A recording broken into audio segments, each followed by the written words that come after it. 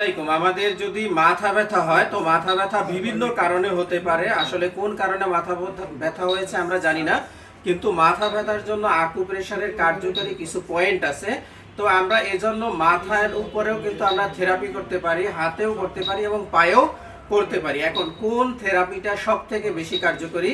তো সব থেকে কার্যকরী হলো পায়ে। আমরা যদি মাথায় থেরাপি করি তার থেকেও যদি আমরা পায়ে থেরাপি করি তাহলে আমরা কিন্তু সব থেকে বেশি রেজাল্ট আমরা পাবো। তো আমরা যেহেতু সব থেকে বেশি পায়ের রেজাল্টটা পাবো, এই জন্য পায়ের পয়েন্টটা আমরা আগে দেখি। তো পায়ের পয়েন্টটি হলো আমাদের যে আঙুল আছে, এই যে ডান এবং বাম পায়ের, আমাদের এই জায়গাটা এই পয়েন্টটা আছে, দুই পায়েরই এই জায়গাটায় আমাদের পয়েন্টটা আছে। তো আমাদের এখানে প্রেসার করার নিয়মটা কি?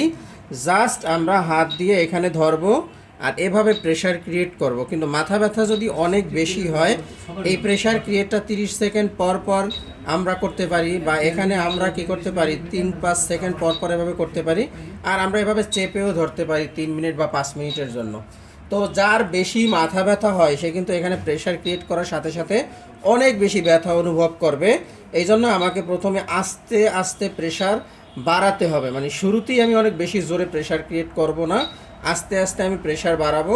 তাহলে মাথা ব্যথা কিন্তু 5 মিনিটের ভিতরে ভালো হবে। যে কোনো ধরনের মাথা ব্যথা হোক, এটা কিন্তু ভালো হবে। তো মাথা ব্যথা যদি আমরা স্থায়ীভাবে দূর করতে চাই তাহলে আসলে তার শরীরের নার্ভে নিউরোলজিক্যাল যদি কোনো প্রবলেম থাকে, এই বিষয়ে আলাদাভাবে অবশ্যই আমাদের কিছু চেক আপ আছে। ওই চেক আপের মাধ্যমে ট্রিটমেন্ট করলে সে স্থায়ীভাবে মাথা ব্যথা থেকে ভালো থাকতে পারবে।